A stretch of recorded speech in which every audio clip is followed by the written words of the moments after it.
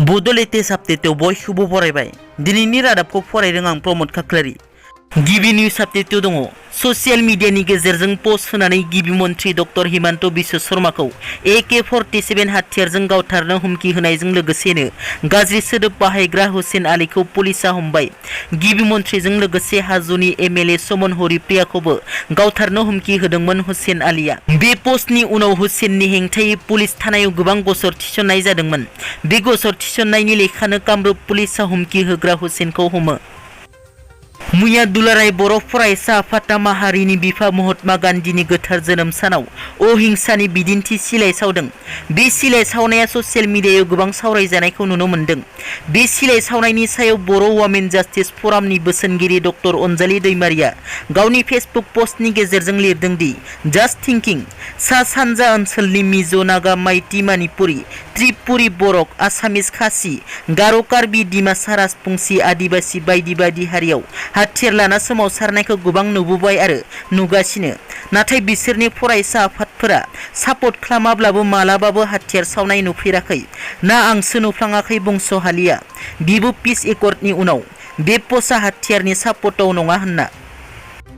बावैसो सान सिगां BJP दोलोनि दैदेनगिरि इमानुएल मोसाहारिया खौरांगिरिनि गेजेरजों फैगौ उफ्रा बिसायख'थियाव तामुलपुर बियाबाव BJP दोलोनिफ्राय बिजाथि फसंनायखौ लानानै बेरफुसार बिबुंथि लाखिदोंमोन। बिनि सायाव केबिनेट मन्थ्रि UG ब्रह्मआ बुङो दि BJP दोलोआ इमानुएल मोसाहारिनो जेबो थिरांथा होआखै। गसाइगाव आरो तामुलपुर बियाबखौ UPPLनो हगारगोन बियो रोखा।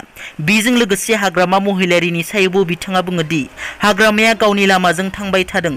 बियो BJPजों मा सावरायलायदों बेयाव जेबो जिंगा सिनांगौ गैया। सावरायदों सावरायबाय थाथों, जेबो बुंनांगौ गैया। फैगौ 5 बोसोराव UPPL BJPनि मित्रजोता जेबो जाहोनाव गावस्रालाया होनना रोखा बुंथियो। दिनै 3 अक्ट'बर बर'नि जारिमिनारि सान। दिनै NDPनि 35थि जोनोम सान। 1982 मायथाइनि 3 अक्ट'बर दिनैनि सानाव बर'नि रैखाथि हान्जा बर' सिकिउरिटि फर्स सुंद'यै BSFखौ रन्जन दैमारिया गावनिनो जोनोम गामि अतला खासिबारियाव जोनोम होदोंमोन। मख'नो गोनांदि 1994 मायथाइनि 25 नबेम्बर खालारखालि चिरां जिल्लानि बरफुटार गामियाव बर' सिकिउरिटि फर्सखौ मुं सोलायनानै गोदान मुं national Democratic front of Bodoland सुंद'यै NDP होनाय जायो। दुखुनांथाव बाथ्रा दि NDPनि गायसनगिरि आफादगिरि रन्जन दैमारि बिथाङा दासिमबो जोबथेसालिनिफ्राय उदां जायाखै। फैगौ 30 अक्ट'बर खालारखालि खुंजानो गोनां आसाम बिधान सभा उफ्रा बिसायख'थिनि थाखाय UPPL दोलोआ बिजाथि फोसावबाय।